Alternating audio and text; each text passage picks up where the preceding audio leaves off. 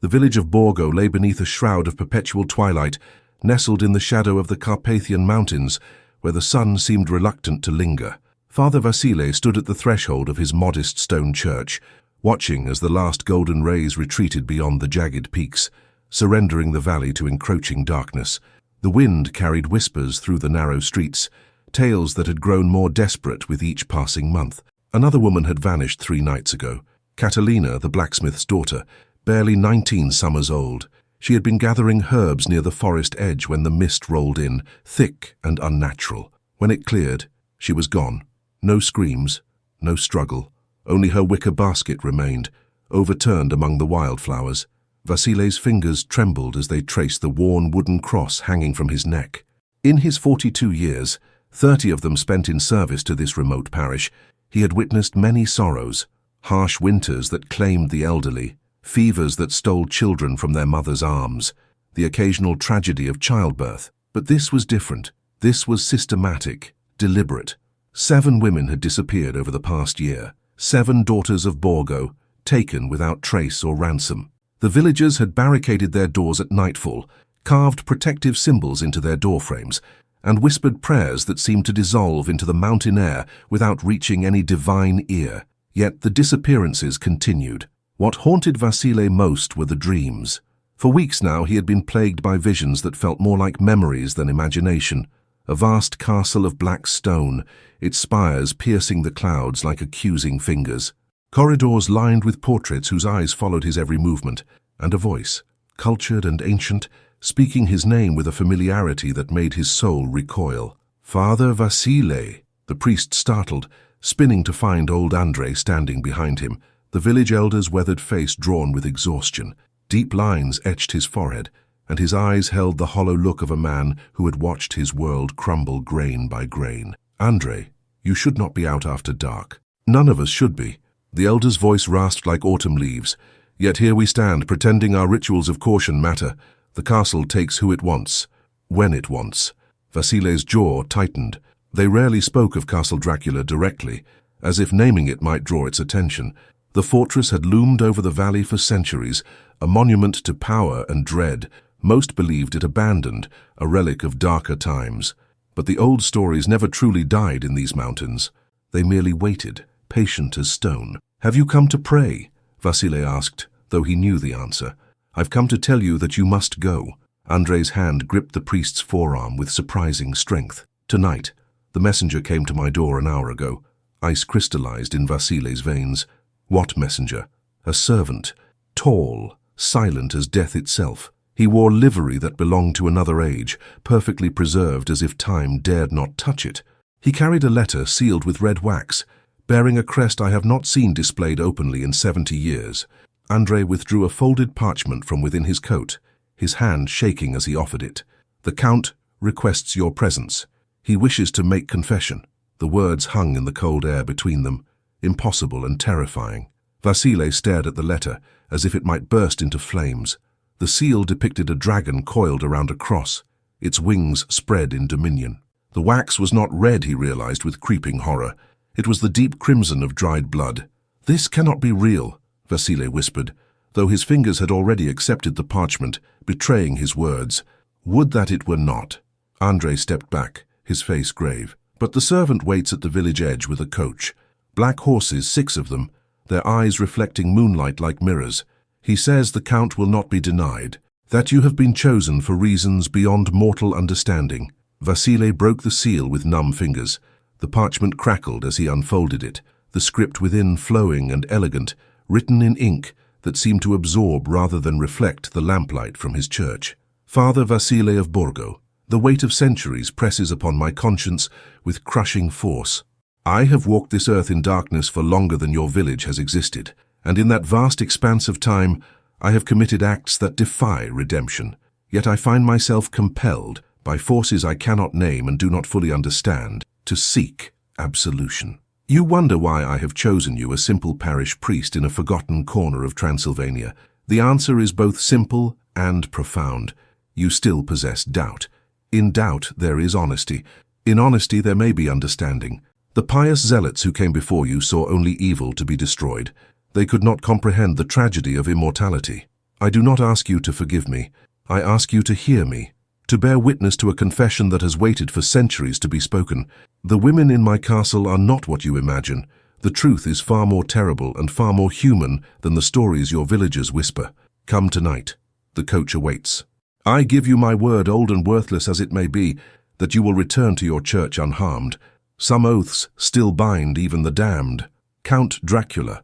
The signature sprawled across the bottom of the page with theatrical flourish, yet beneath its grandiosity Vasile detected something else. Weariness. The hand that wrote it had pressed too hard, as if each letter required tremendous effort. He promises I will return safely, Vasile said, his voice sounding distant to his own ears. And you believe the word of a monster? Andrei's question carried no judgment, only weary curiosity. Vasile folded the letter carefully, his mind racing through possibilities and probabilities, each more disturbing than the last. The rational part of him screamed to refuse, to barricade himself in the church and pray for deliverance. But another part, the part that had driven him to the priesthood despite his family's objections, recognized an opportunity that might never come again. If I refuse, the disappearances will continue, he said slowly. But if I go, if I listen to what he has to say, perhaps I can understand what drives this horror. Perhaps I can find a way to end it.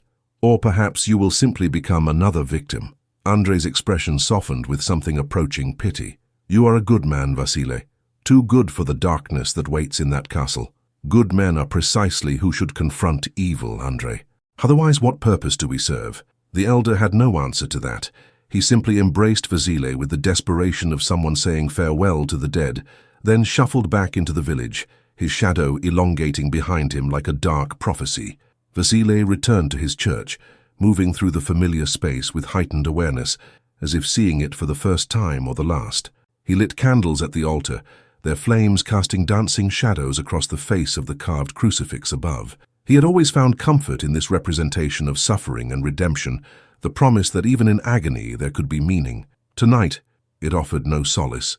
He gathered what little he thought might be useful. His rosary, worn smooth by decades of prayer, a small vial of water, blessed by the bishop during his last visit 5 years ago, the leather-bound journal where he recorded the spiritual trials of his congregation, and the letter, which he tucked into his breast pocket, close to his heart. The walk to the village edge took less than 10 minutes, but each step felt like a descent into depths from which there might be no return. The coach waited exactly where Andrei had described it, an anachronism of Gothic craftsmanship that belonged in a museum or a nightmare. The 6 horses stood perfectly still, their breath misting in the cold air, their eyes indeed reflecting the moonlight with an eerie luminescence that suggested something fundamentally wrong with their nature. The servant stood beside the coach door, tall and gaunt, his face so pale it seemed translucent in the moonlight. He wore a uniform of deep burgundy and black, immaculately tailored, with brass buttons that gleamed despite the darkness. When he saw Vasile approaching, he bowed deeply, a gesture of respect that felt like mockery. Father Vasile, his voice emerged like wind through a crypt. My master awaits. The journey will take 2 hours. I recommend you rest during the passage.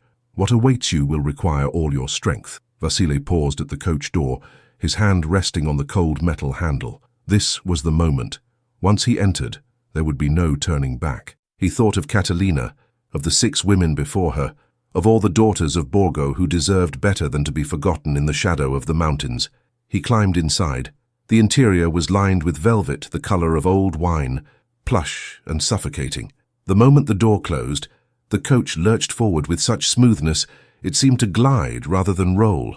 Vasile pressed his face to the window, watching his village recede into the distance, the church spire standing like a final desperate prayer against the consuming darkness. The road wound upward through forests of ancient pines, their branches interlocking overhead to form a tunnel of shadows. Occasionally Vasile caught glimpses of eyes watching from between the trees, glowing points of hungry amber that tracked the coach's progress. Wolves, perhaps. Or something that merely wore the shape of wolves. As they climbed higher, the air grew colder, pressing against the coach windows with almost palpable malevolence. Mist rolled down from the peaks, thick and white, obscuring everything beyond a few feet. The horses never slowed, never faltered, as if they could see through the murk or simply knew the path by memory, older than stone. Vasile tried to pray, but the words caught in his throat. Instead, he found himself thinking about the letter, about Dracula's strange emphasis on doubt and understanding. What kind of monster sought confession? What kind of evil craved absolution? The questions multiplied like shadows at sunset, each spawning darker implications. After what felt like both an eternity and an instant, the mist began to thin. Through the dissipating white, a silhouette emerged that made Vasile's breath catch. Castle Dracula rose from the mountain like a crown of thorns, its towers reaching toward the cloud-covered moon with architectural arrogance. Lightning flickered in the distance, illuminating the fortress in stark relief, revealing the intricate stonework and the countless windows that stared out like empty eye sockets. The coach passed through massive iron gates that swung open soundlessly, as if anticipating their arrival. The courtyard beyond was vast and desolate, paved with stones worn smooth by centuries of footsteps that had ceased generations ago. Gargoyles leered from every corner, their stone faces frozen in expressions of agony or ecstasy. It was impossible to tell which. The coach halted before the main entrance, a doorway tall enough to accommodate giants, framed by pillars carved with scenes of battle and conquest. Before Vasile could gather his courage to exit, the door swung open from within, revealing an entrance hall lit by hundreds of candles. Their flames burned without flickering, as steady as stars. The servant appeared at the coach door, opening it with another of his precise bows. "The master awaits you in the chapel, father. I will guide you." Chapel. Of all the words Vasile might have expected, that was perhaps the most disturbing. The idea that this place contained a space for worship felt like profanity itself. He followed the servant through corridors that seemed to shift and reshape themselves in his peripheral vision, always returning to their original configuration when he looked directly. Portraits lined the walls, depicting men and women in the elaborate dress of bygone eras. Their eyes followed his progress with uncomfortable intensity. In several, he recognized the same face repeating across different centuries, growing colder and more remote with each iteration. Count Dracula, watching his own transformation from man to legend to curse. They descended a spiral staircase whose steps were worn concave by the passage of countless feet. The air grew colder with each downward turn, and Vasile began to hear something that made his soul contract. Singing. Women's voices, distant and ethereal, rising in a melody that was heartbreakingly beautiful and unutterably sad. "The women," Vasile whispered, stopping on the stairs. "I can hear them. They sing every night," the servant replied without turning. "The master says it is the only sound that brings him peace, the only reminder that beauty still exists in the world he has created." The stairs opened into a chamber that stole Vasile's breath. The chapel was vast, carved entirely from the mountain itself. The ceiling soared upward into darkness, supported by natural stone columns that seemed to have grown rather than been hewn. At the far end stood an altar of black marble, and above it, crucified in silver that gleamed like captured moonlight, hung a figure of Christ that was the most agonized representation Vasile had ever witnessed. The artist had captured not just physical suffering but spiritual desolation, the absolute abandonment of hope. And before this altar, kneeling in supplication, was Count Dracula. He was taller than any man Vasile had ever seen, his frame wrapped in black robes that seemed to absorb light rather than reflect it. His hair fell to his shoulders, as white as fresh snow, contrasting sharply with skin that appeared carved from pale marble. His hands were clasped before him, and even from this distance Vasile could see they trembled. "Father Vasile." The Count's voice filled the chamber like organ music, rich and resonant, and unutterably weary. "Thank you for accepting my invitation. I know the courage it required to come here.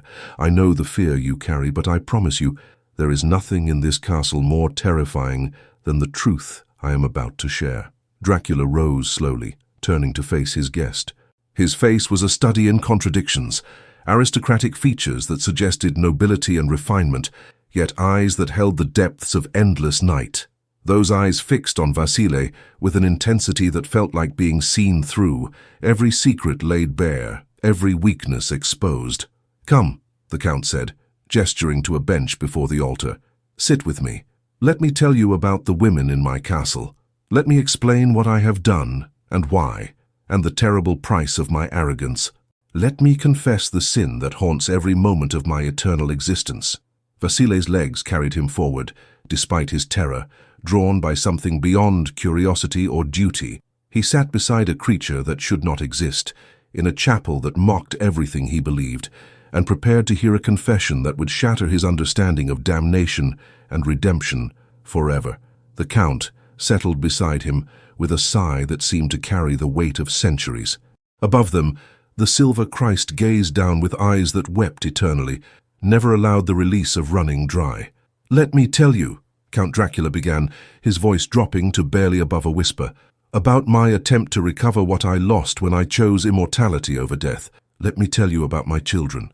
And in the darkness of that mountain chapel, with the distant singing of imprisoned women echoing through stone corridors, the confession began. The silence that followed Dracula's words stretched like a chasm between them. Father Vasile found himself unable to look away from the Count's face, searching for traces of deception or madness, finding instead only a profound sorrow that seemed to emanate from him like cold radiating from ice. "Children," Vasile repeated, his voice barely steady. "You speak of the women as if they are mothers to your offspring. They are." Dracula's hands unclenched slowly, revealing palms crossed with scars that looked impossibly old, yet perfectly preserved, though not in the way your mortal understanding would comprehend. "Let me begin at the beginning, Father, for context is everything in matters of damnation." The Count rose and moved to one of the stone columns, pressing his palm against it, as if drawing strength from the mountain itself. "I was not always this. Once, 5 centuries ago, I was a man named Vlad. I ruled these lands, defended them against invasion, made choices that history would call monstrous but which I believed necessary. When death came for me, as it comes for all mortals, I was offered a choice." "By whom?" Vasile asked, though part of him feared the answer. "By darkness itself, wearing 1,000 faces and speaking with 1,000 voices. It promised me eternity, power beyond measure, the ability to protect my lands forever, to never surrender to time or decay or the weakness of flesh." Dracula's laugh was bitter as ash. "I accepted, of course. In my arrogance, I believed I could wield immortality without paying its true cost." He turned back to face Vasile, and in the candlelight his features seemed to shift between the man he had been and the creature he had become. The transformation was agony beyond description. My heart ceased its rhythm. My blood cooled and thickened. My reflection fled from mirrors as if my image itself could not bear what I had become. But worse than any physical change was what happened to my soul. "You lost it," Vasile said quietly. "Not lost, Father. Severed. Like a limb cut from the body, it remained connected by the thinnest thread, close enough to torment me with memories of what I once was, yet distant enough that I could not reclaim it." Dracula's eyes closed, and for a moment he looked almost human in his grief. "Do you know what it means to exist without a soul? To feel emotions as distant echoes, to remember love, but be incapable of loving, to understand compassion yet be unable to act upon it?" Vasile said nothing, recognizing that the question was rhetorical, a wound being probed rather than a request for wisdom. "For 3 centuries, I accepted this existence. I told myself it was the price of power, that my sacrifice had meaning. I ruled from this castle, commanding loyalty through fear, sustaining myself on the blood of those who trespassed or were offered as tribute. I became the legend you know, the nightmare parents invoke to frighten children into obedience." The Count's voice dropped lower, filled with self-loathing.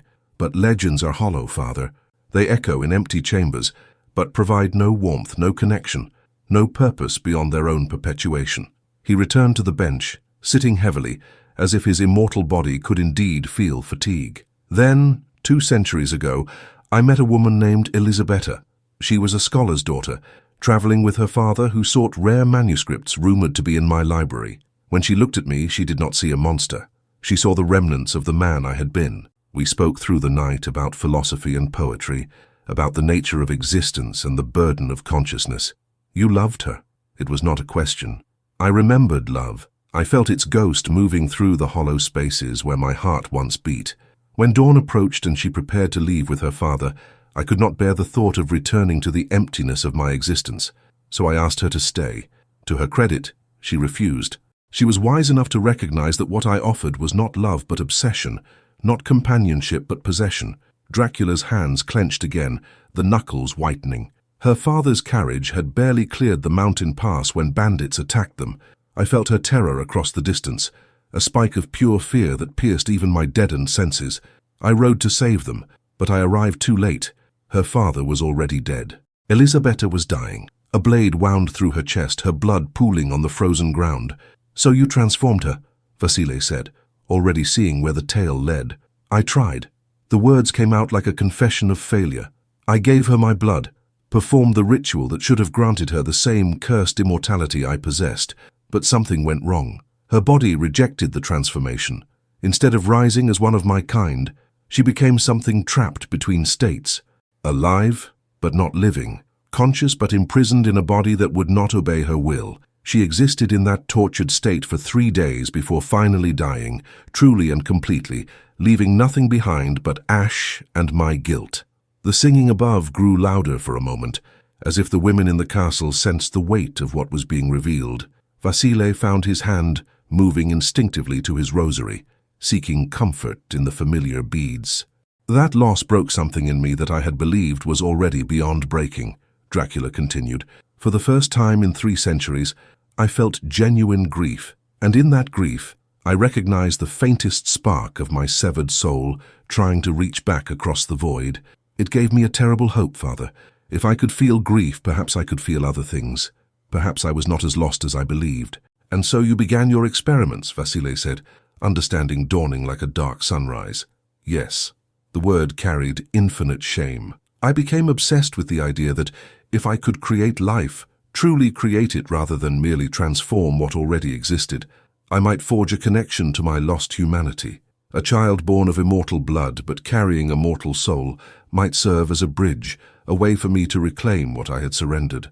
Dracula stood and moved to a cabinet built into the chapel wall. He withdrew a leather-bound journal, its pages yellowed and brittle. "I spent decades researching, consulting ancient texts from civilizations that understood the boundaries between life and death better than this modern age.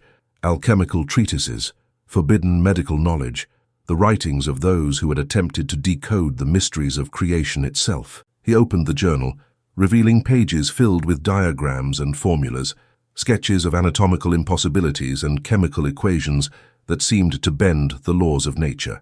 "I learned that my condition had altered my blood in ways beyond simple immortality. It contained properties that could sustain life, heal wounds, even reanimate dead tissue.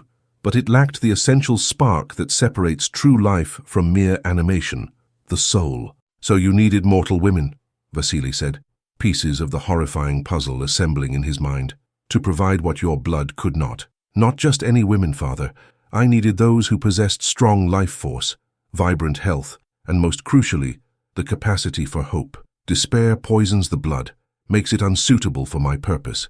I needed women who still believed in beauty, in tomorrow, in the possibility of joy." Dracula closed the journal with a soft thud. "So I began taking them.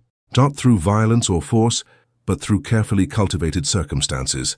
A mist that causes disorientation, a voice in the darkness offering shelter from danger. They come to my castle believing they are escaping threats, only to discover they have entered a different kind of prison." "You imprisoned them," Vasile said, anger beginning to cut through his fear. "Stole their lives, their futures, their freedom." "Yes." Dracula did not flinch from the accusation. "I kept them in the upper chambers, in rooms designed for comfort rather than suffering. I provided them with books, music, fine clothes, everything except the one thing they truly wanted, their liberty. And once they were settled, once their initial terror had faded into resignation, I performed the procedure." "What procedure?" Vasile demanded, though he was not certain he wanted to know. "I would place them into a deep sleep, using herbs and incantations drawn from traditions older than Christianity. Then, using a ritual I had pieced together from a dozen contradictory sources, I would infuse a measure of my blood directly into their womb. Not through any carnal act," Dracula added quickly, seeing Vasile's expression. "I have no capacity for such base desires. The process was clinical, almost surgical. My blood would merge with their essence, and over the following weeks a pregnancy would manifest." The Count's voice took on a hollow quality, as if recounting these events drained him. "Each time I hoped. Each time I believed this attempt would be different, that this child would be born with a soul, that I would hold new life in my arms and feel my humanity returning, and each time I was disappointed." "What happened to the children?" Vasile asked, though he dreaded the answer. Dracula walked to a door at the side of the chapel, one Vasily had not noticed before. He pushed it open, revealing a descending stairway lit by torches that burned with an eerie green flame. "Come, you asked to understand. Let me show you the price of my hubris." Every instinct screamed at Vasily to refuse, to flee back to his village and never speak of this night again. But he had come too far, learned too much to turn away now. He followed the Count down into the depths beneath the chapel, each step taking him further from any chance of maintaining his previous understanding of the world. The stairs opened into a crypt, but unlike any burial chamber Vasily had ever seen. Instead of stone sarcophagi, there were dozens of glass cases, each containing what appeared to be sleeping children of various ages. But as Vasily drew closer, he realized with growing horror that they were not sleeping. They were not quite alive in any meaningful sense, yet not entirely dead either. "These are my children," Dracula said, his voice cracking. 23 attempts across 2 centuries, each one born after the full term of pregnancy, each one emerging into the world without drawing breath. No heartbeat, no soul. Just empty vessels animated by my cursed blood, but lacking the essential spark of true life. Vasily moved from case to case, studying the small forms within. They were beautifully formed, perfect in every physical detail, yet utterly wrong. Their skin had the same marble pallor as Dracula's. Their small hands were crossed over their chests in poses of eternal repose. Some appeared to be newborns, others older, as if they had continued to age without living. "They grow," Dracula explained. "My blood sustains their bodies, causes them to develop physically, even though they never wake. Each is a mockery of life, a testament to my failure and arrogance. I keep them here because I cannot bring myself to destroy them. They are all I have of my attempts to reclaim my humanity." "This is an abomination," Vasily whispered, but the words lacked conviction. Looking at the Count's face, seeing the genuine anguish written there, he found his righteous anger complicated by something he never expected to feel toward such a creature. Pity. "Yes," Dracula agreed simply. "It is. And for 2 centuries I continued anyway. Driven by obsession that had long since replaced hope, I took women from villages throughout these mountains, performed my ritual, waited through the months of pregnancy, and watched as each birth produced another beautiful, soulless thing to add to my collection of failures." "The women," Vasily said suddenly. "What happened to them after the births?" "I returned them," Dracula said. "Once they had recovered physically, I would have them taken back to their villages with no memory of their time here. The herbs I used to induce sleep also cloud memory when administered properly. They would wake in familiar surroundings, believing they had simply been lost in the mountains for a time. The pregnancy erased from their consciousness, along with all evidence of its existence." "But the current women," Vasily pressed. "The 7 who have disappeared from Borgo over this past year, they are still here." "Yes." Dracula's shoulders sagged. "Because something has changed, Father. Something I did not anticipate and cannot fully explain. The latest group of women, they are different. Their pregnancies are progressing differently, and I am beginning to fear that I have finally succeeded." "Succeeded?" Vasily felt ice spreading through his veins. "You mean one of the children might actually be born with a soul?" "I mean," Dracula said, turning to face him fully, his ancient eyes blazing with an emotion Vasily could not name, "that all 7 of them might be. My last ritual, the one I performed on all 7 women simultaneously, appears to have worked. But now I am terrified of what that success means." "Why would success terrify you?" "Because, Father," the Count said, his voice barely above a whisper, "if these children are born truly alive, with souls of their own, what does that make me? Not a monster attempting to reclaim his humanity, but a monster who has created innocent life solely to serve his own desperate needs. I will have brought conscious beings into existence within a prison, given them souls only to trap those souls in the nightmare of my castle. I will have committed a sin far worse than anything I have done in 5 centuries of darkness." The weight of this revelation settled over the crypt like a burial shroud. Vasily understood now why Dracula had summoned him, why the confession had been necessary.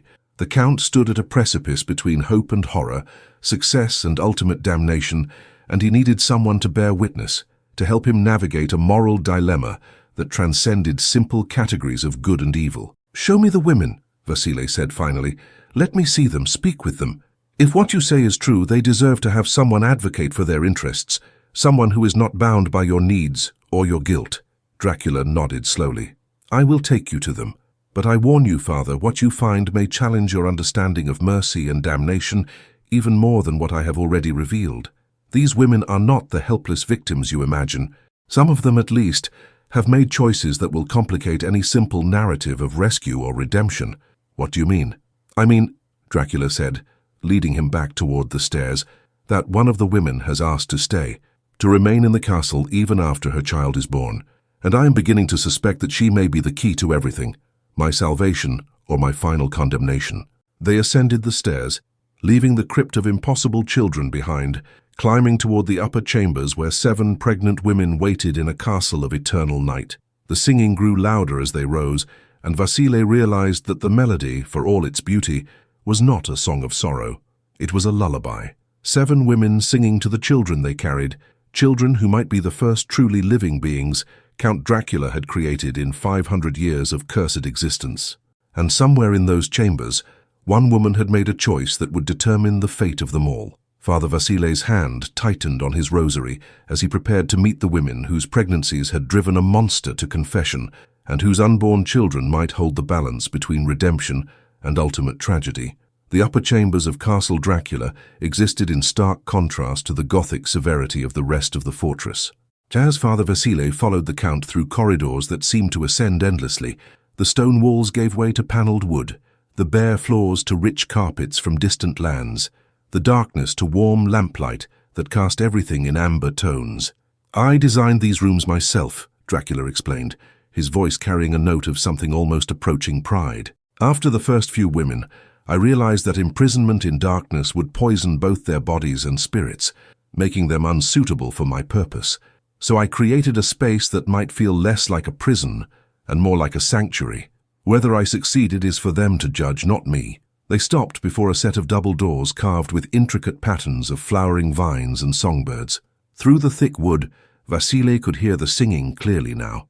7 distinct voices weaving together in harmonies that spoke of both melancholy and strange contentment. "Before we enter," Dracula said, his hand resting on the door handle, "you should understand that these women know the truth of their situation. I learned long ago that deception serves no purpose when the evidence of impossibility grows in their own bodies. They know what I am, they know what I have done to them, and they have had months to come to terms with their circumstances. Yet you keep them locked away," Vasile observed.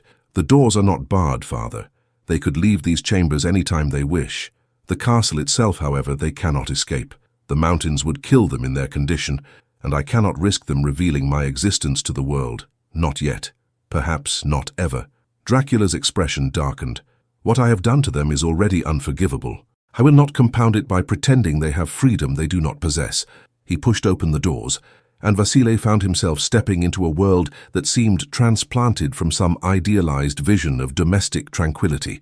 The chamber was vast, clearly formed by removing walls between multiple rooms to create a shared space. Large windows lined one wall, though Vasile noted they were fitted with glass too thick to break and opened onto a vertiginous drop that made escape impossible. Through them, moonlight streamed in to join the glow of dozens of candles and oil lamps. The room was furnished with comfortable chairs and sofas, writing desks, bookshelves overflowing with volumes in multiple languages, musical instruments including a pianoforte and several stringed instruments, and easels bearing half-finished paintings. Tapestries depicting pastoral scenes softened the stone walls. A large fireplace crackled with genuine warmth, and throughout this space, like actresses frozen in a tableau, were 7 women in various stages of pregnancy. The singing stopped the moment Vasile entered. 7 pairs of eyes turned toward him with expressions ranging from hope to fear to curiosity. They were all young, he noted, probably ranging from late teens to early 30s, and all bore the physical signs of health despite their confinement. Their dresses were fine but practical, their hair arranged neatly but not elaborately. They looked less like prisoners and more like ladies of a manor house whose manor happened to be a castle of nightmares. "Ladies," Dracula said, his voice taking on a gentle quality Vasile would not have believed possible, "this is Father Vasile, the priest from Borgo. I have confessed to him the truth of what I have done, and he has asked to meet you. I hope you will speak with him honestly. His presence here represents the first step toward determining what will become of you and your children." One of the women, heavily pregnant and clearly the eldest of the group, stepped forward. She had dark hair streaked with premature gray, and eyes that held a penetrating intelligence. "Father," she said, her voice steady, "my name is Margareta. I was a midwife in the village of Brasov before I was brought here 8 months ago. These are my companions in this strange fate." She gestured to the other women, who moved closer with varying degrees of caution. "Catalina, whom you know from Borgo, she was taken most recently, only 3 months past. Anna and Petra, sisters from a village to the north, 6 months along in their terms. Iliana, a merchant's daughter, 7 months. Sophia, who was studying to be a teacher, 5 months. And Elena." At the mention of the last name, a young woman separated herself from the group. She was perhaps 20 years old, with honey-colored hair and eyes the shade of storms over the mountains. Her pregnancy was advanced, perhaps 7 months, yet she carried herself with a grace that suggested she had made peace with her burden in ways the others had not. "Elena," Margareta continued, her tone carefully neutral, "who has chosen to remain in the castle of her own will." Vasile studied Elena with particular attention. She met his gaze without flinching, her expression calm and unreadable. There was something about her that reminded him of the Count himself, a quality of existing slightly apart from the world, of seeing things from a perspective others could not access. "Father Vasile," Elena said, her voice soft but clear, "the Count has no doubt painted me as either mad or corrupted. Perhaps I am both, but I hope you will hear my reasoning before passing judgment." "I have come to listen," Vasile replied, "not to judge, though I confess I struggle to understand how any woman could choose to remain in captivity, regardless of how comfortable that captivity might be." "Then you do not yet understand what the Count is offering," Elena said simply. Before Vasile could respond, Catalina pushed forward, her face flushed with emotion. "Do not let her confuse you, father. She speaks as if we are guests here rather than prisoners. As if what has been done to us is a gift rather than a violation." The youngest of the women, her pregnancy barely showing, Catalina radiated the righteous anger of someone still fighting against her circumstances. "You must help us escape. You must find a way to free us from this nightmare." "Peace, Catalina," Margareta said gently. "The father has only just arrived. Let us not overwhelm him with our conflicts before he has had time to understand the situation." "Our conflicts?" Catalina's voice rose. "Is that what we call it when one of us has betrayed the rest by siding with our captor?" "I have betrayed no one," Elena said, her calm never breaking. "I have simply recognized a truth that the rest of you refuse to see." "Enough!" Dracula's single word cut through the rising tension like a blade. "Your disagreements are your own to resolve, but do not make Father Vasile a weapon in your battles with one another. He has come to understand, not to take sides in disputes he does not yet comprehend." The women fell silent, though the air remained thick with unspoken tensions. Vasile found himself reassessing his assumptions. He had expected to find broken victims, women united in their suffering and desperate for rescue. Instead, he had discovered a complex dynamic of conflicting perspectives and choices that defied simple categorization. "Perhaps," Vasile suggested, "I might speak with each of you individually. If you are comfortable sharing your experiences, it would help me understand how best to serve your interests." "My interests," Catalina said bitterly, "are to return to my father's house in Borgo, to have this thing removed from my body, and to forget this entire horror ever occurred. But I suspect that is beyond anyone's power to grant." "The pregnancies cannot be terminated," Dracula said quietly. "My blood sustains them in ways that transcend normal biology. Any attempt to end them prematurely would result in the mother's death as well. I learned this through trial and error in my earlier experiments." He paused, pain flickering across his features. "Yet another crime to add to my accounting." Vasile felt the weight of impossible choices settling on his shoulders. These women were trapped not just by stone walls and mountain heights, but by the very biology of their altered conditions.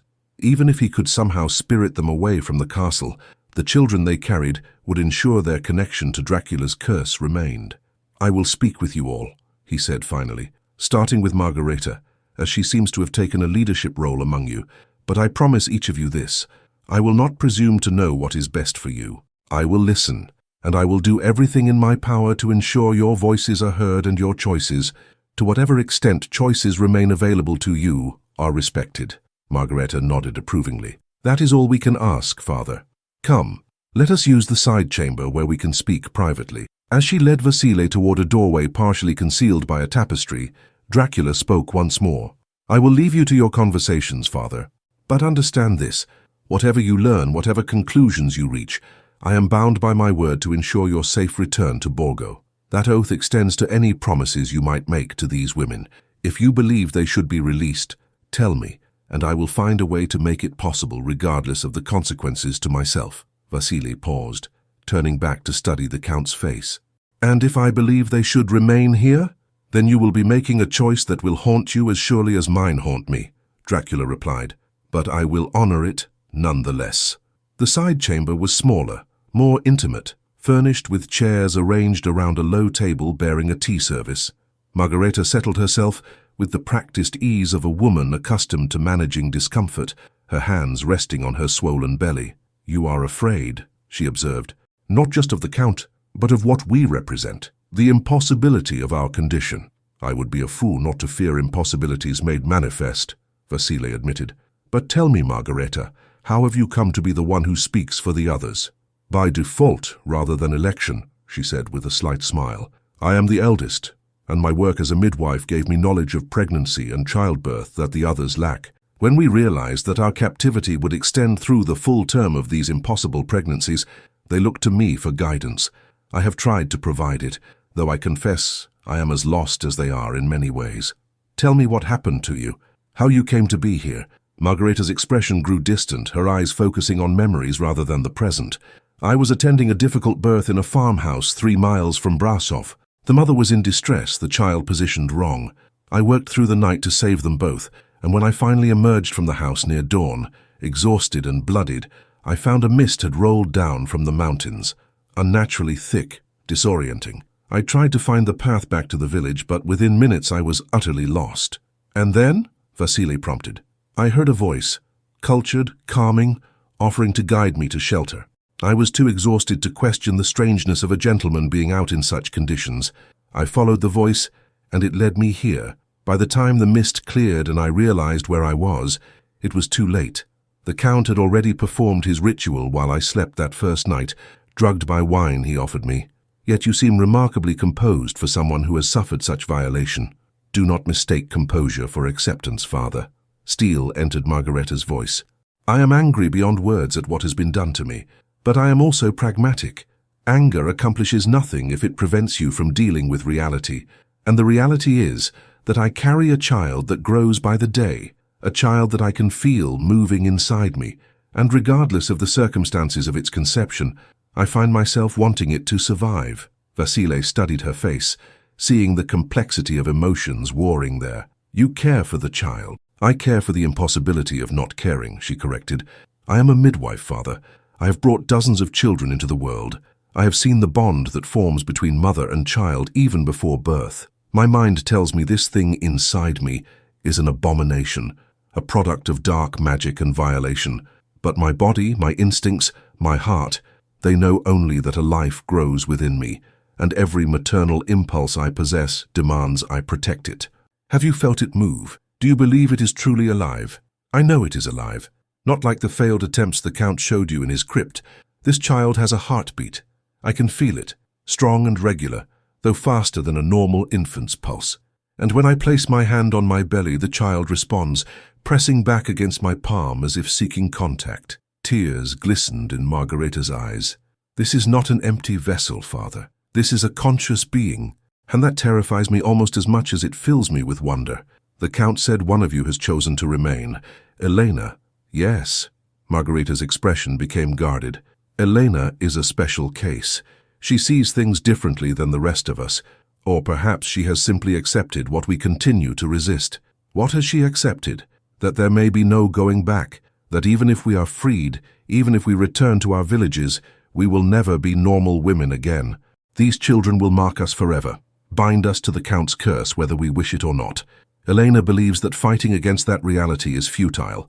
She has chosen instead to embrace it, to find meaning within the nightmare rather than spending her strength yearning for an escape that may not exist. Do you believe she is right?" Margareta was quiet for a long moment, her hands moving in slow circles over her belly. "I believe she is braver than I am, or perhaps more broken. It is difficult to tell the difference sometimes. And the others? Catalina clearly wants nothing more than to flee. What of the sisters? The merchant's daughter, Sophia? They are each processing this horror in their own way. Anna and Petra have each other, which provides comfort the rest of us lack. They speak of raising their children together, of finding a way to make a family out of tragedy. Ileana alternates between rage and despair. Some days she plots impossible escapes. Other days she cannot rise from her bed, and Sophia— Margareta's expression softened. Sophia writes, constantly, journals upon journals, recording every detail of our captivity. She says that whether we survive or perish, there should be a record, that what has happened here should not be lost to silence. She sounds wise beyond her years. She is 23 and believes she will not see 24. Whether that is wisdom or resignation, I cannot say. A knock at the door interrupted them. Dracula's voice came through the wood. Forgive the intrusion, but Margareta's child grows restless. She will need to eat soon and rest. Perhaps Father Vasile could speak with the others while she recovers. Margareta stood with visible effort, wincing slightly. He is right. These children demand constant nourishment. Some days I feel I'm being consumed from within, my body converted entirely to feed this growing life. She met Vasile's eyes. Speak with Elena last, Father. Understand the others first, so that you can properly comprehend what she represents. Only then will you be equipped to make any judgments about what should be done. Over the next hours, Vasile spoke with each woman in turn. Catalina confirmed his initial impression. She was desperate, frightened, and saw nothing but horror in her circumstances. She begged him to find a way to remove her from the castle, to save her from giving birth to what she called a monster's spawn. Anna and Petra presented a united front, their hands often intertwined, their pregnancies synchronized to within a few weeks of each other. They spoke of their small village, of a life of simple farming and family bonds, and of their determination to recreate that simplicity for their children despite the darkness of their origins. Ileana was harder to read, her emotions volatile, and her trust clearly shattered. She questioned whether Vasile was even real, whether this entire situation might be an elaborate hallucination. He found himself unable to offer her the reassurance she sought, because he sometimes wondered the same thing. Sophia showed him her journals, 7 leather-bound volumes filled with precise handwriting, documenting every day of her captivity. "If we die here," she said simply, "at least there will be a record. Someone will eventually find these. Someone will know what happened." Finally, as the night deepened toward that darkest hour before dawn, Vasile sat down to speak with Elena. She had been watching him throughout his conversations with the others, her storm-colored eyes tracking his movements with unnerving attention. When he settled into the chair across from her, she smiled slightly, an expression that held both warmth and something indefinable. "You have saved me for last," she observed, "the strange one, the one who has chosen captivity over freedom." Margareta suggested, "I would need context to understand your position." Margareta is kind to frame it that way. Most would simply call me mad. Elena leaned back in her chair, her hand resting protectively on her belly. "Perhaps I am, but I prefer to think I have simply recognized a truth the others refuse to see, which is that the Count is not our enemy. He is our tragedy and we are his." She spoke with quiet conviction. "You have seen his crypt, Father. You have seen the evidence of 2 centuries of failure and grief. You have heard his confession. Do you truly believe he is simply a monster amusing himself with human suffering? I believe he is a creature who has done monstrous things, regardless of his motivations. And I believe he is a man who made a terrible choice and has spent 5 centuries trying to undo it." Elena's eyes blazed with sudden passion. "Every woman here has been wronged. I do not deny that. But we are also participants in something that transcends our individual suffering. These children we carry may be the key to ending the Count's curse, to returning his soul, to transforming him from monster back to man. At what cost to you? At the cost of 9 months of captivity and a lifetime of complexity. But consider what we gain, Father. These children, if they are truly alive as Margareta believes, will be unique in all the world, part mortal, part immortal. They may possess abilities we cannot imagine. They may live for centuries yet retain their souls. They could be the beginning of something new, something that redeems the horror of their origin." Vasile felt cold spreading through his chest. "You speak as if this is an opportunity, rather than a violation. Can it not be both?" Elena leaned forward, her expression intense. "I do not forgive the Count for taking me against my will. I do not excuse what he has done. But I recognize that dwelling on anger over circumstances I cannot change serves no purpose. Instead, I choose to find meaning in what has happened, to see this child not as a monster's spawn, but as a miracle that should not exist, yet does. The Count said you asked to remain here. Why? Because where else would I go? Eleanor's voice dropped to barely above a whisper. If I return to my village, I will be seen as cursed, tainted, dangerous. My child will be hunted, killed, or worse, studied like a specimen in some scholar's laboratory. Here in the castle, my child will be protected. The Count has promised to raise these children as his own, to give them everything his power can provide. Is that not better than condemning them to fear and hatred in the mortal world? You trust his promises. I trust his need. He requires these children to be safe and healthy. His redemption depends on it. That makes his promises more reliable than any oath sworn on holy books. Vasile sat back, his mind reeling. Elena's logic was seductive precisely because it contained kernels of truth that he could not easily refute. These children, if truly alive, would indeed face impossible challenges in the mortal world, and Dracula's motivations, however selfish at their core, did align with ensuring their well-being. What do you want from me? He asked finally. If you have already chosen to stay, why does my presence here matter to you?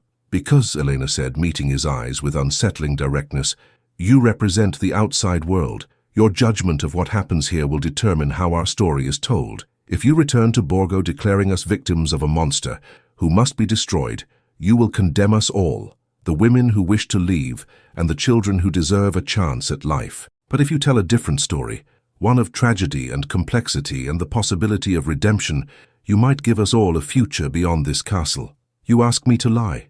I ask you to see the truth from more than one angle. The Count is a monster. The Count is also a man desperate for salvation. Both statements are true. Which one you emphasize will determine everything that follows. Before Vasile could respond, a sound echoed through the chamber that made every woman freeze. A cry, high and piercing, coming from somewhere deeper in their quarters. Margareta rose with difficulty, her face suddenly pale. That is not possible, she whispered. It is too soon. None of us are due for at least another month. But the cry came again, unmistakable in its meaning. Somewhere in the women's chambers someone had gone into labor. Dracula appeared in the doorway, as if summoned by the sound, his face stricken. It has begun, he said. After 2 centuries of failure, one of the children has decided it will wait no longer to be born. And in that moment, as women scattered to help their companion and Vasile found himself swept up in the sudden urgency, he realized that all the theological debates and moral arguments in the world meant nothing compared to the immediate reality facing them. A child was coming, a child born of darkness and desperation, carrying within it the possibility of redemption or damnation for all involved. And Father Vasile, who had come seeking answers, now found himself about to witness a birth that would change his understanding of life, death, and everything that lay between. The cry came from Ileana's chamber, a room separated from the main living area by heavy curtains that now billowed as women rushed through them. Father Vasile found himself following, swept along by the sudden urgency, his priestly training warring with his profound uncertainty about what role he should play in what was unfolding. Ileana lay on her bed, her face twisted in agony, both hands clutching her swollen belly. Sweat darkened her hair and soaked through her nightgown. Her eyes were wide with terror, finding Margareta as the midwife pushed through to her side. "It hurts," Ileana gasped. "It hurts in ways that are wrong. This is not natural childbirth. Something is tearing inside me." Margareta's hands moved with professional efficiency, checking Ileana's pulse, pressing gently on her abdomen, her expression growing increasingly concerned. "The child is positioned correctly, but you are right. This is not progressing as it should. The contractions are too strong, too fast. It is as if the child is forcing its way out, rather than being born." "My blood," Dracula said from the doorway. He did not enter, maintaining a distance that suggested reverence or fear, possibly both. "My blood sustains the child, makes it stronger than mortal infants. It does not understand the need for patience in birth. It only knows it is ready to emerge. Then it will kill her," Margareta said bluntly. "A normal woman's body can tear during birth. Ileana is not robust enough to withstand this force. She will bleed to death before the child fully crowns." "No." The word came from Elena, who had moved to Ileana's other side. She took the laboring woman's hand, gripping it firmly. "The Count's blood sustains the children, yes? Then it must sustain the mothers as well. We are connected to them, bound by the same force that gives them life. What are you suggesting? Vasile asked, though part of him already knew and recoiled from the answer. I am suggesting that the Count give her more of his blood, enough to strengthen her body to match the child's power, enough to ensure both survive. That would transform her, Dracula said, his voice hollow. Not completely, but partially. She would take on aspects of my curse. She would no longer be fully human. She will no longer be alive if you do nothing, Elena countered. What matters more, preserving her humanity while she dies, or ensuring her survival even if that survival changes her? Ileana screamed again, her back arching off the bed. Blood had begun to seep through her gown, dark and viscous. Margarita worked frantically, trying to slow the bleeding, but her expression made clear that her efforts were insufficient. Catalina stood frozen near the door, her face pale with horror. This is what awaits all of us, she whispered. This is what these monsters will do to us all. Be silent or leave, Margareta snapped without looking up. Your fear helps no one. Vasile found himself stepping forward, moving past the Count to approach the bed. He had attended many deathbeds in his 42 years, had offered final rites to more souls than he could count, but he had never felt so utterly helpless, so completely out of his depth. This was not a natural death that could be eased with prayer and compassion. This was something that existed outside the boundaries of everything he understood about life and mortality. Father, Ileana gasped, her eyes finding his, am I damned? Will my soul be lost for carrying this thing? The question cut through all his theological training, exposing the inadequacy of doctrine when faced with impossible circumstances. What scripture addressed women impregnated through dark magic? What teachings covered children born half immortal? He could recite catechisms until dawn, but none of them would answer the genuine terror in this dying woman's eyes. You are not damned, he said, surprised by the certainty in his own voice. You are a victim of circumstance, bearing a burden you did not choose. Whatever happens, your soul remains your own. No curse can take that from you. Pretty words, Ileana said, her voice weakening. But I can feel death approaching, Father. I can feel it reaching for me from the shadows, and I am so afraid. Dracula moved then, crossing the threshold into the room with visible effort, as if entering required him to overcome some invisible barrier. He approached the bed slowly, his ancient face etched with an anguish that appeared to physically pain him. I can save you, he said to Ileana. But Elena is correct. Salvation will come at a price. My blood can strengthen you enough to survive this birth, but it will change you. You will heal faster than mortals, live longer than your natural span, require less food and rest. You will also be bound to me, connected through the blood we share. You will feel my presence always as I will feel yours. It is not full transformation into what I am, but neither will you remain entirely what you were. Do it, Ileana said without hesitation. I do not want to die. I do not want my child to die with me. Do what you must. You understand what you are accepting. I understand that I am bleeding to death and that you offer me life. Whatever conditions come with that life, I will learn to endure them. Please, I am begging you. Dracula looked to Vasile, and the priest was startled to realize the Count was seeking his approval, or perhaps his absolution for what he was about to do. Vasile found himself nodding, though whether he was granting permission or simply acknowledging the inevitability of what must happen, he could not have said. The Count withdrew a small knife from within his robes, a blade that looked ceremonial, its handle inscribed with symbols that predated any language Vasile recognized. With a swift motion, he drew the blade across his own palm. Blood welled up, thick and dark, as wine left too long in the cellar. He held his hand over Ileana's mouth. Drink, he commanded gently. 3 swallows, no more. Too much, and the transformation will be irreversible. Ileana drank, her throat working convulsively. The effect was immediate and profound. Color flooded back into her face. Her breathing, which had been growing shallow and rapid, steadied. Most dramatically, the blood seeping from her body slowed and then stopped entirely. She gasped, her eyes widening. I can feel it, she whispered. Like fire in my veins, burning away the weakness.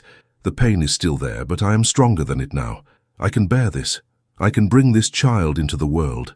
Margareta watched with a mixture of relief and horror, her midwife's mind clearly struggling to categorize what she was witnessing. The bleeding has stopped. Your pulse is strong. Whatever he has done, it has worked. But the child still needs to be delivered. Can you push when the next contraction comes?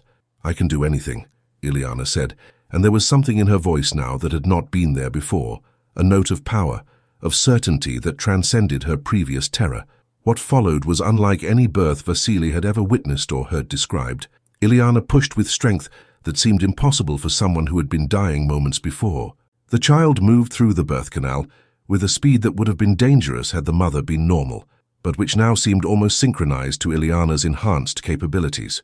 Margareta worked with steady hands, guiding the child, ready to intervene if complications arose.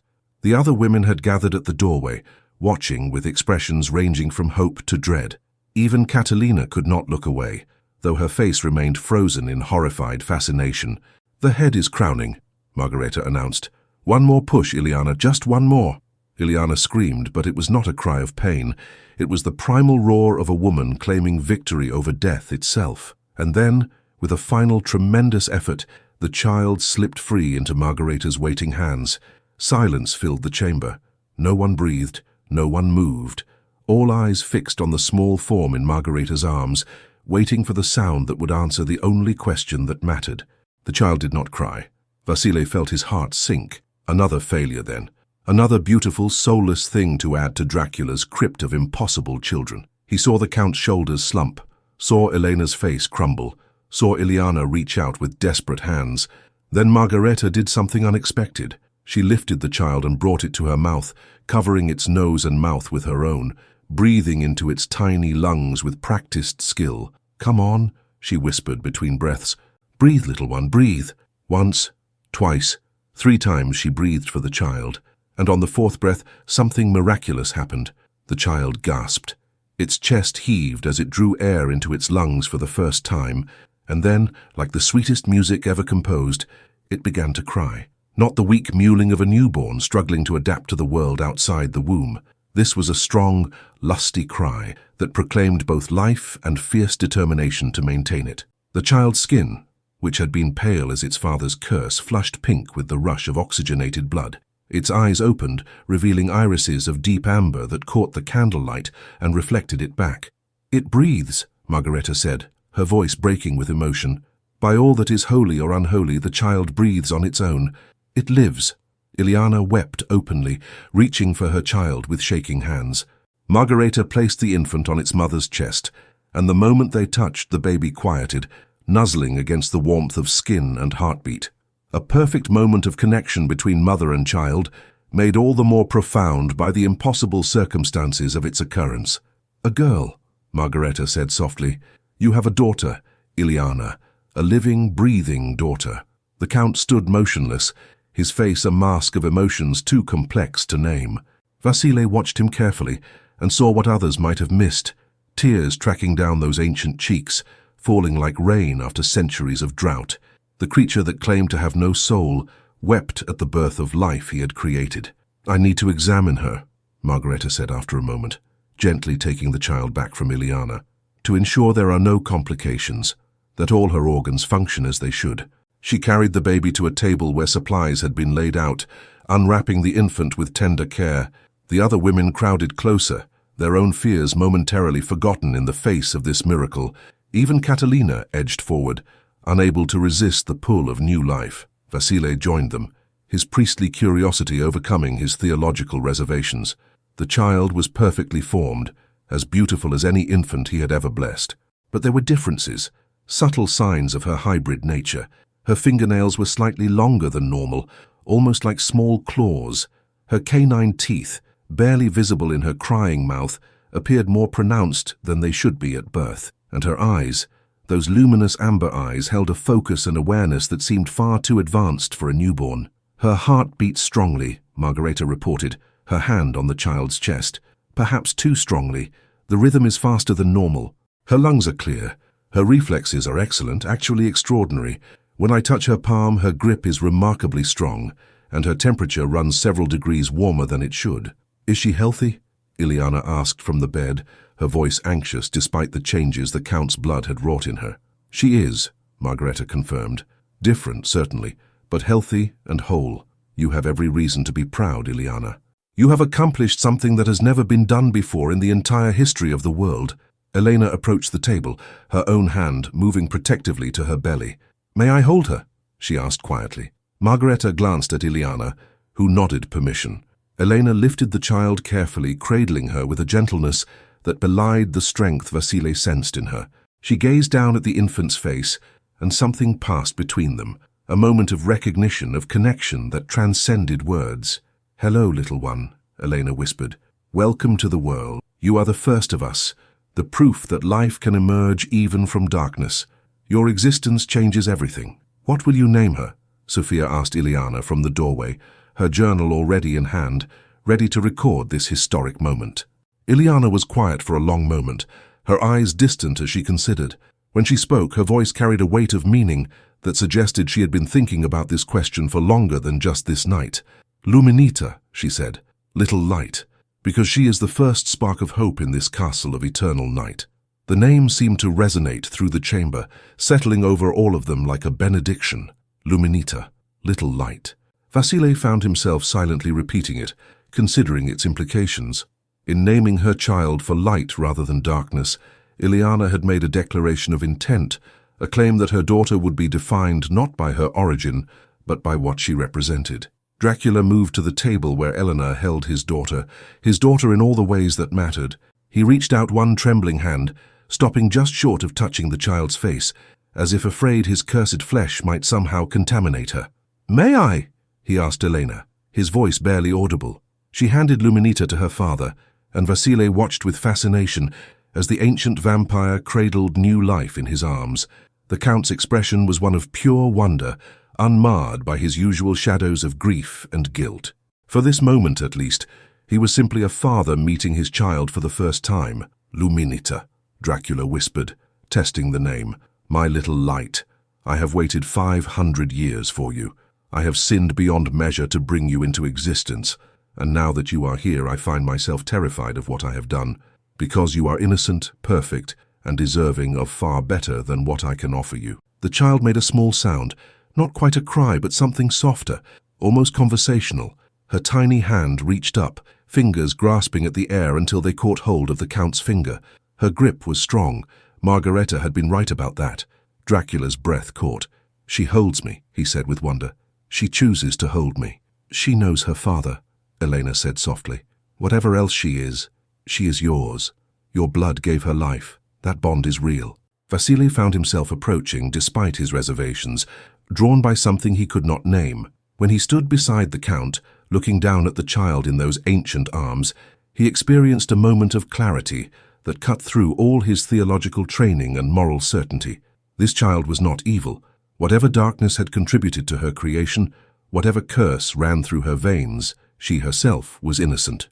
She was life, pure and simple, deserving of protection and love and every chance to become whatever she was meant to be. And if that meant embracing complexity, accepting that good and evil could be far more nuanced than he had been taught, then so be it. "May I bless her?" Vasile asked quietly. Dracula's eyes widened. "You would offer her blessing, knowing what she is, how she came to be?" "I would offer blessing precisely because of what she is, a living soul brought into a world that will not know how to receive her. If ever a child needed divine protection, it is this one." The Count nodded slowly, carefully handing Luminita to the priest. Vasile cradled her awkwardly, unpracticed in holding infants, but she seemed content in his arms, her amber eyes studying his face with that unnerving focus. He made the sign of the cross over her, his voice steady as he spoke the ancient words. "In nomine Patris et Filii et Spiritus Sancti." May you be blessed, Luminita, little light. May you find your path in this world, despite the darkness of your origin. May you know love and protection. May you grow strong in body and pure in spirit. May your existence be proof that redemption is possible, for even the most lost among us. As he spoke the final words, something extraordinary happened. The child's skin seemed to glow faintly, as if lit from within by some inner radiance. It lasted only a moment, might have been a trick of the candlelight, but every person in the chamber saw it and understood its significance. The blessing had been accepted. Whatever divine forces governed the universe had acknowledged this child, had granted her their protection. She was not cursed, she was not damned, she was simply alive and worthy of life. Vasile returned Luminita to her mother, watching as Ileana held her daughter close. Both of them changed irrevocably by this night. The other women had gathered around the bed, each reaching out to touch the child gently, to affirm her reality and their connection to her. "This changes our situation," Anna said softly, her hand resting on her own pregnant belly. "If Ileana's child lives, truly lives, then so might ours. We are not simply carrying empty vessels. We are mothers to the impossible." "It changes nothing," Catalina insisted, though her voice lacked conviction. "We are still prisoners. These children are still born of violation and dark magic. One successful birth does not erase what has been done to us." "No," Elena agreed, "but it offers us something we did not have before. Hope, choice, the possibility that what has happened might lead somewhere other than tragedy." Margareta began cleaning up, her movements automatic as her mind clearly processed what she had witnessed. "Ileana will need rest. The birth was difficult, and despite the Count's blood strengthening her, she will require time to recover. The rest of you should return to your chambers and try to sleep. It will be dawn soon, and you all need rest for your own children." As the women gradually dispersed, returning to their quarters with backward glances at the new mother and child, Vasile found himself alone with Dracula in the corridor outside Ileana's chamber. "You blessed her," the Count said, as if still unable to believe it. "You offered her divine protection. I offered her what every child deserves, regardless of the circumstances of their birth. She did not choose her origin any more than the rest of us did. But unlike us, she will face a world that may see her only as an aberration to be feared or destroyed. If my blessing offers her any shield against that hostility, then I would be failing in my duty as a priest, not to provide it." Dracula was silent for a long moment, his gaze distant. When he finally spoke, his voice carried the weight of decisions not yet made, but already acknowledged as inevitable. "There will be 6 more births in the coming weeks. 6 more children like Luminita. I had thought if they lived, I would keep them here in the castle, raise them in isolation where the world could not harm them. But watching you hold my daughter, seeing the way she looked at you without fear or revulsion, I realized that would be another prison, another crime to add to my already insurmountable debt." "What are you saying?" "I'm saying that I must find a way to let them go, the women who wish to leave and their children. I must release them back into the world, despite the dangers, despite my need to keep them close. It is the only moral choice remaining to me." Vasile studied the Count's face, seeing the cost of this decision written in every line and shadow. "And Elena? And any others who choose to stay? That choice will be theirs to make freely, but I will no longer hold anyone against their will. After 5 centuries of taking what I wanted without regard for the suffering it caused, I must learn to let go." Dracula's laugh was bitter. "Strange, is it not? My attempt to regain my soul has taught me that the first step toward redemption is accepting loss, the very thing I sought immortality to avoid." From within Ileana's chamber came the soft sound of singing, a lullaby in a language Vasile did not recognize, ancient words carrying timeless meaning, a mother singing to her child, the most natural thing in the world, occurring in the most unnatural of circumstances. "Come," Dracula said. "Dawn approaches, and I must retreat to my chambers before the sun rises. You have witnessed what you came to see, Father Vasile.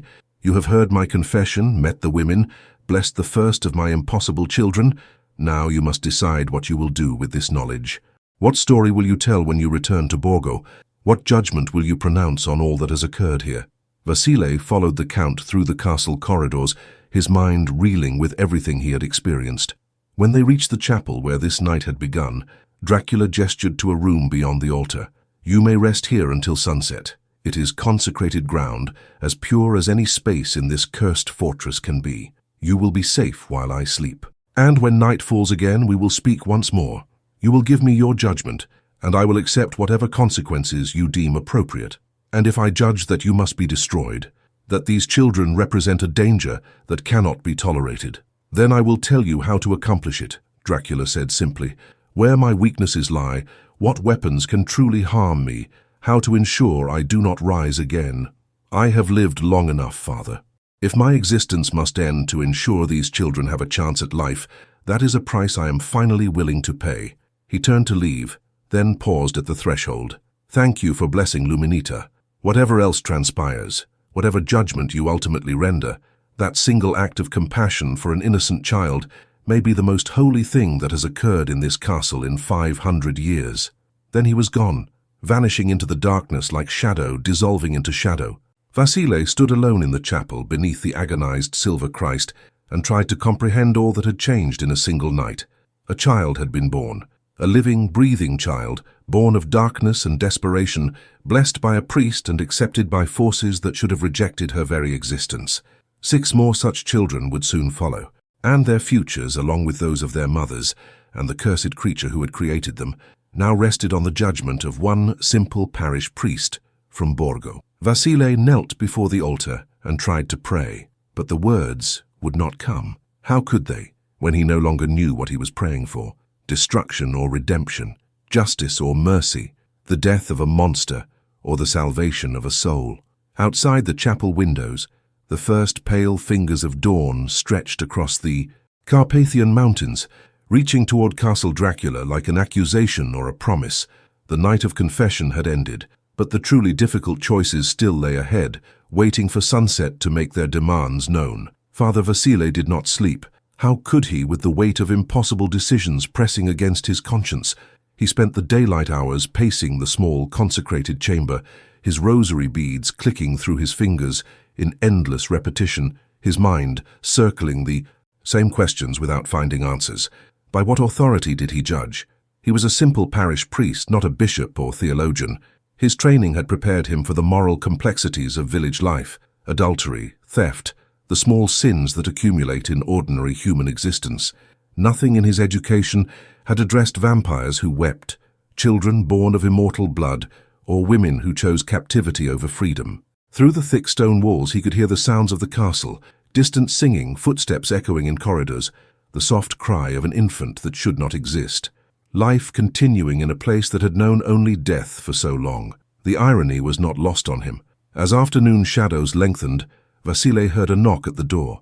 He opened it to find Margareta, looking exhausted but determined, carrying a tray of food. "The Count thought you might need sustenance," she said. "May I enter?" Vasile stepped aside, grateful for the company.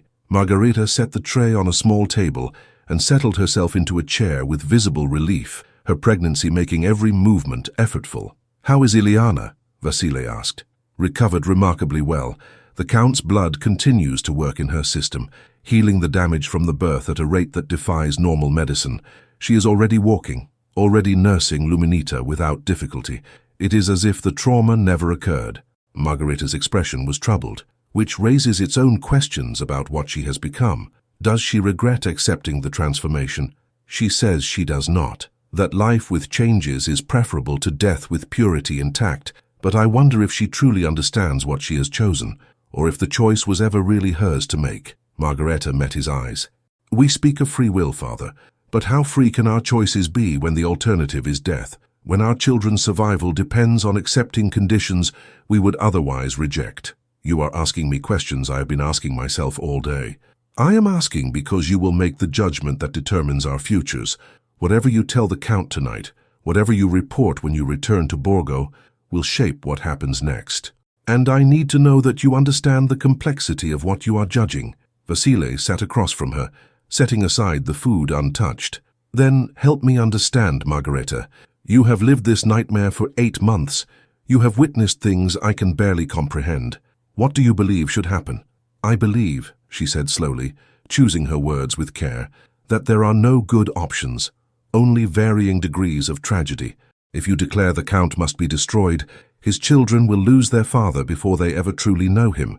If you say we must be freed immediately, we will flee into a world that will fear and reject us. If you suggest we remain here, we become willing participants in our own captivity. Yet you must have a preference. I prefer survival, Father, for myself and my child. Beyond that, I am paralyzed by impossible choices. I want to return to Brasov, to my work as a midwife, to the life I knew, but I also know that is impossible. I can never be that woman again. Too much has changed. Too much has been revealed." She placed her hand on her belly. "And this child I carry deserves more than to be hunted or hidden. It deserves a life, even if that life must be unconventional." Before Vasile could respond, another knock sounded. This time it was Elena, carrying baby Luminita in her arms. Ileana followed close behind, moving with the enhanced grace her transformation had granted. "Forgive the intrusion, Father," Elena said, "but we heard you speaking with Margareta. And we thought you should know that the other women have been discussing your judgment as well. Everyone has opinions, everyone has fears. We wanted you to hear directly from us before you make your decision. All of you?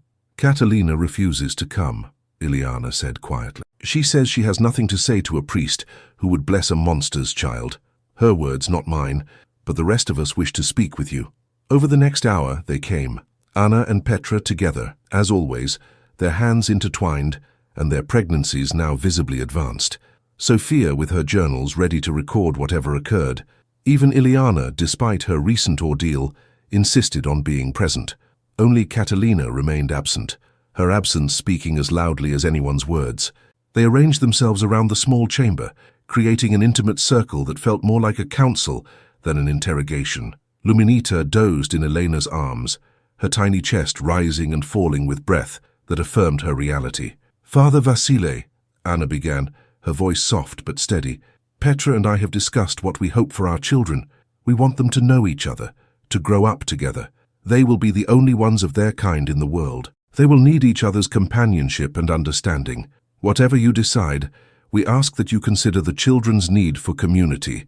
They should not be isolated," Petra added, "either all together here or all released together, but not separated. That would be cruelest of all." Sophia opened one of her journals, revealing pages filled with careful observations.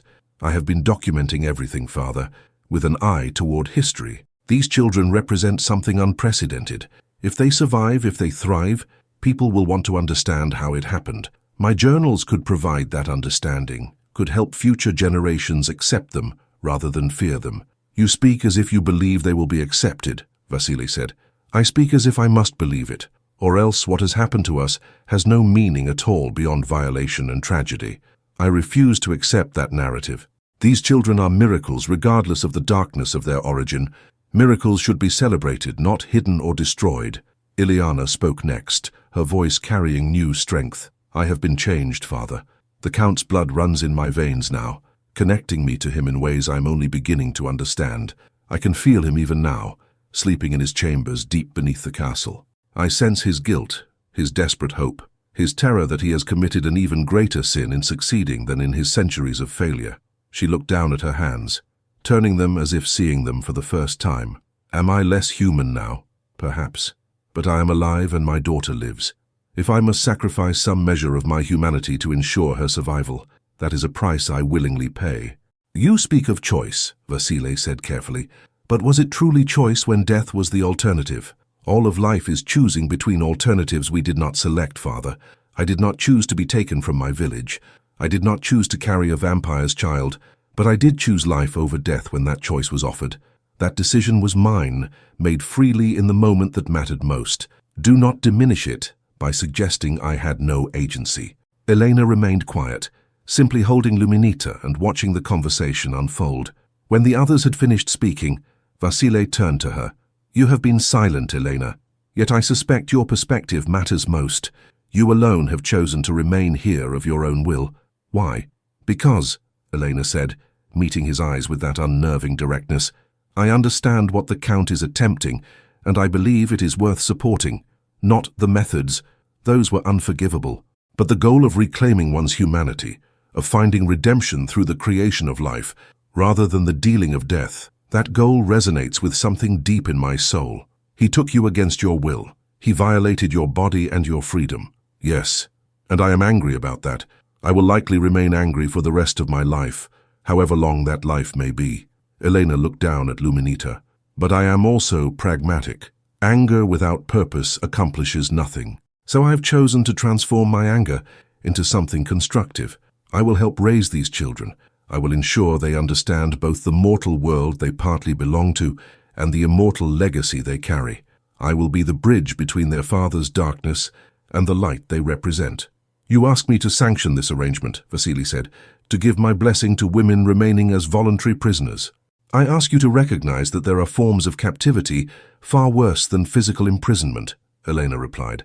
"If I return to my village, I will be captive to ignorance and fear. My child will be captive to hatred. Here, at least, we have the possibility of building something new, a family born of tragedy, but a family nonetheless." Margareta shifted uncomfortably. Not all of us share Elena's vision, Father.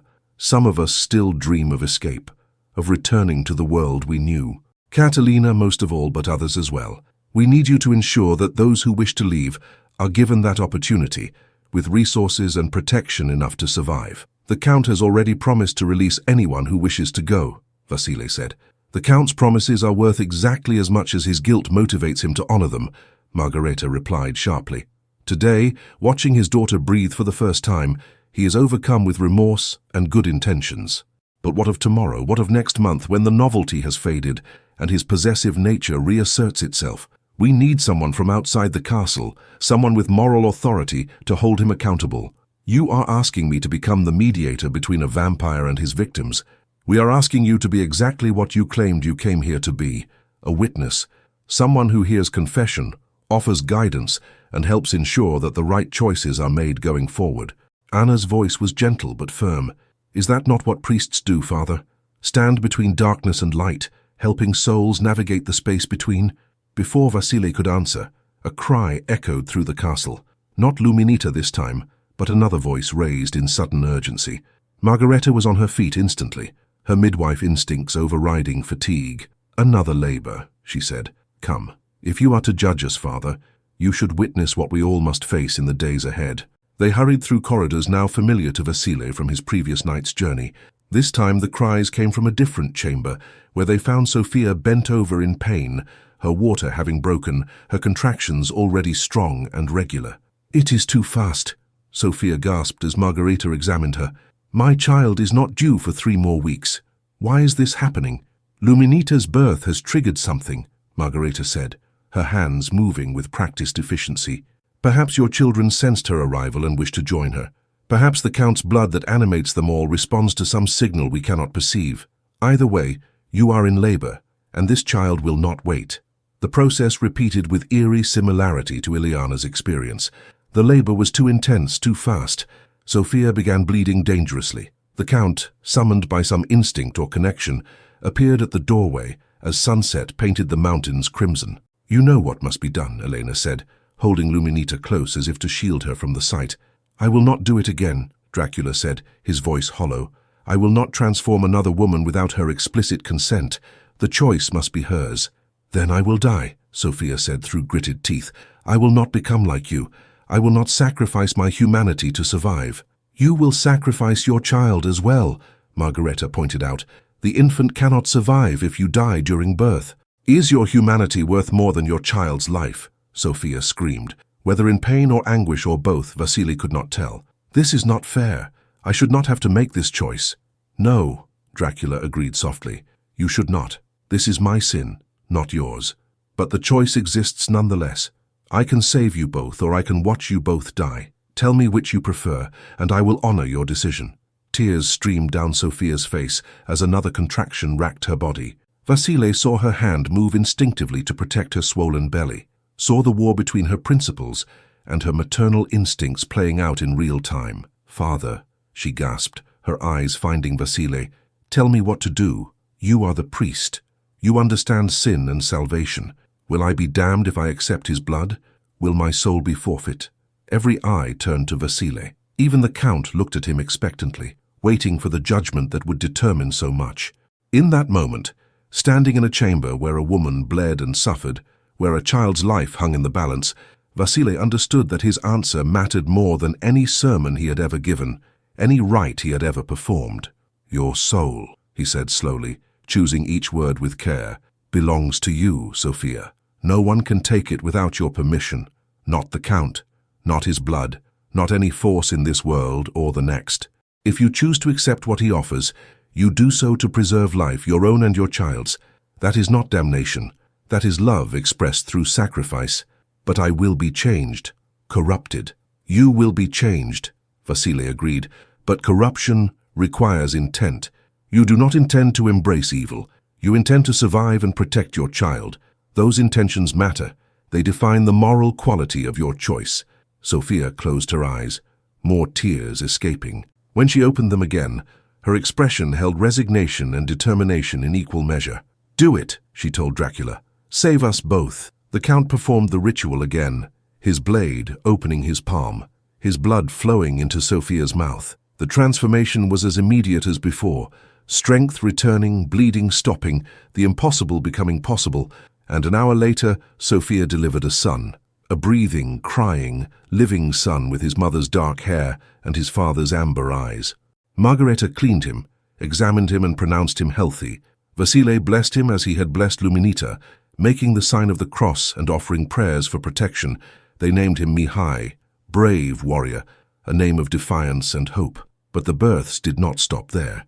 Over the following week, the remaining women went into labor one after another, as if Luminita's arrival had indeed signaled something to her unborn siblings. Anna delivered twins, girls they named Adriana and Alina.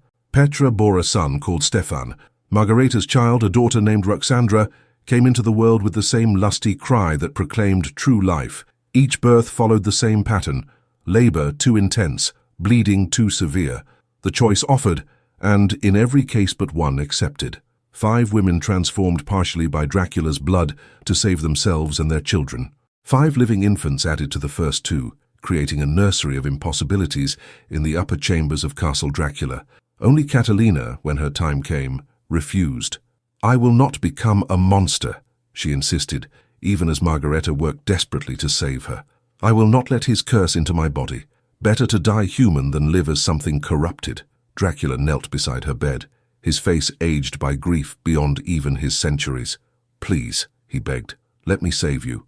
Let me save your child. I cannot bear another death on my conscience." "Then you should have thought of that before you stole me from my village," Catalina said, her voice weakening as blood soaked through the sheets. "This is your punishment, Count. To know that your actions led directly to my death and my child's death. To understand that some of us would rather die than accept what you offer." She looked at Vasile, her young face pale as snow. "Father, stay with me. Pray with me. Help me cross over with my soul intact." Vasile moved to her side, taking her cold hand in his, and began the prayers for the dying. Around him, the other women wept. Even Elena, holding Luminita and her own newborn son, a child named Andrei, could not hide her tears. Margareta fought to save them both, but without the Count's blood to strengthen Catalina, the battle was lost from the start. The child was born silent and still, another soulless form to add to Dracula's crypt. And moments later, Catalina followed her child into death, her hand going limp in Vasile's grasp, her eyes finding peace that had eluded her throughout her captivity. The Count's howl of grief shook the castle to its foundations. He fled the chamber, unable to bear the sight of the death his actions had caused. Vasile heard him somewhere in the depths below, crying out in a language that predated Latin, words of anguish that transcended mere vocabulary to become pure emotion.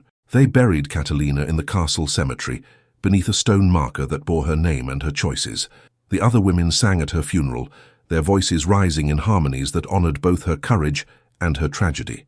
Baby Luminita cried throughout the service, as if she understood that one of her mothers was gone. That night, as the 6 remaining women cared for their 7 living children in the chambers above, Vasile sat once more with Count Dracula in the chapel where this had all begun. "You must make your judgment now," the Count said. His face was haggard, his eyes hollow. "You have witnessed everything, the successes and the failures, the choices made and their consequences. Tell me, Father Vasile, am I a monster who deserves destruction? Or am I something more complicated, deserving of a chance at redemption?"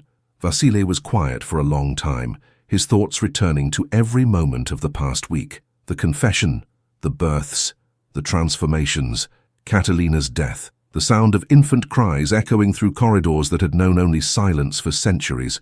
"You are both," he said finally. "You are a monster who has committed unforgivable crimes. You are also a being capable of genuine remorse, genuine love for the children you have created. These truths do not cancel each other out.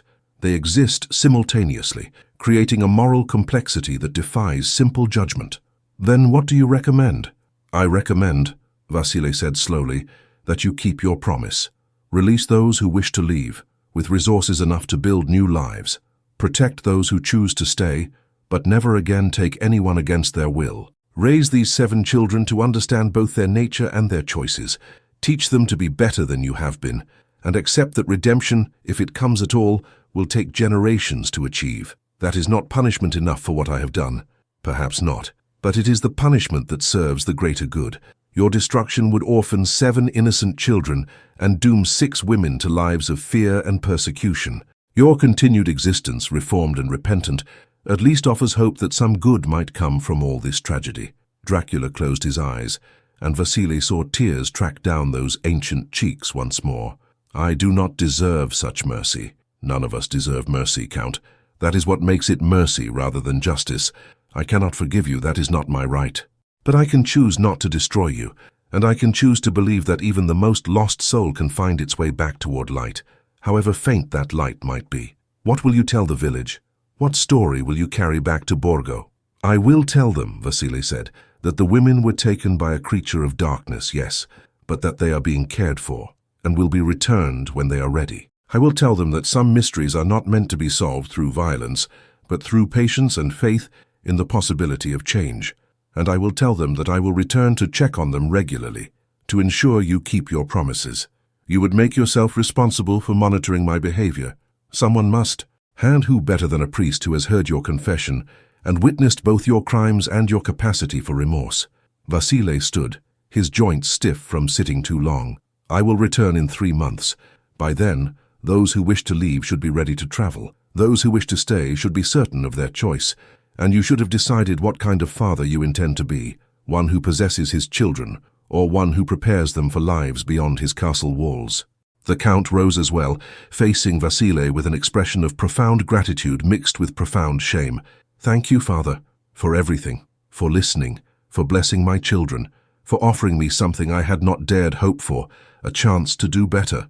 "Do not thank me yet," Vasily said. "You have a long, difficult road ahead, but know this. I will be watching.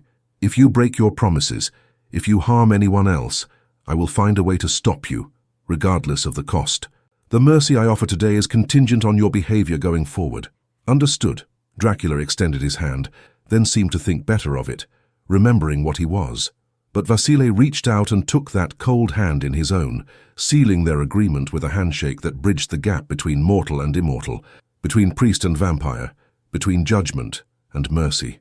Before dawn, Vasily departed Castle Dracula in the same coach that had brought him, but this time, as the gates closed behind him and the fortress receded into mountain mists, he carried with him not horror, but cautious hope. 7 children lived where none should exist. 6 women had chosen transformation over death. 1 had chosen death over compromise, and her choice too deserved honor. The world had not ended. The impossible had occurred, and somehow life continued, more complex than before, but not necessarily worse. Darkness and light existed in more shades than he had ever imagined, and redemption was a process rather than a moment. When he reached Borgo, the villagers mobbed him with questions. Where were their daughters? What had he seen? Was the Count truly as terrible as the legends claimed? "Your daughters are safe," he told them. "They will return when they are ready. Some sooner, some later, perhaps some never. But they are alive, and they are choosing their own paths. That is all any of us can ask for those we love." Old Andrei studied his face carefully. "You have changed, Father Vasily. Something happened in that castle that transformed your understanding of the world." "I learned," Vasily said quietly, "that evil is rarely as simple as we wish it to be, and that good sometimes wears unexpected faces. The Count is a monster, but he is also a father trying to redeem himself through his children.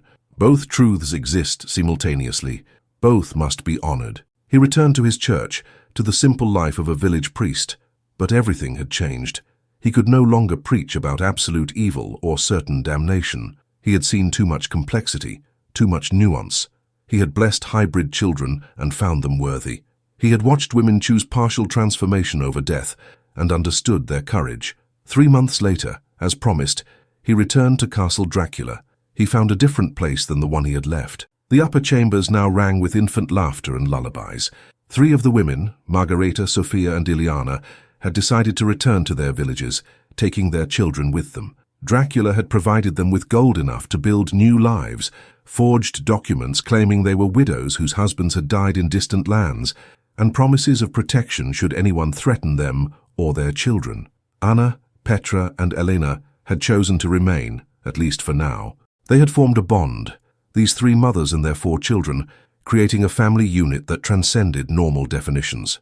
They were teaching the children, both those who stayed and those who left, about both worlds they belonged to, mortal and immortal, human and hybrid, and Dracula had changed as well. He was learning to be present without being controlling, to offer guidance without demanding obedience. He was discovering that fatherhood meant preparing children to leave rather than binding them to stay. They will have difficult lives, he told Vasile during one visit. The world will not understand them. They will face rejection, persecution, perhaps violence, but they will face it with strength I have given them, wisdom their mothers have taught them, and blessings you have granted them. It is more than I had any right to hope for. Vasile continued his regular visits for years afterward, watching the children grow. Luminita, the first and eldest, proved to be remarkable, inheriting her father's longevity but her mother's empathy, existing as a bridge between worlds. She would eventually become a healer, using her hybrid nature to help others. Mihai grew into the brave warrior his name suggested, protecting the other children from those who would harm them. Adriana and Alina, the twins, became scholars like their mother, Sophia. Stefan developed his father's strength, but used it to build rather than destroy. Andrei inherited his mother Elena's wisdom and his father's charisma, becoming a leader among the hybrid children as more were born in subsequent years. And Ruxandra, Margareta's daughter, carried forward her mother's calling as a midwife, learning to help other hybrid women navigate the complexities of their unique biology.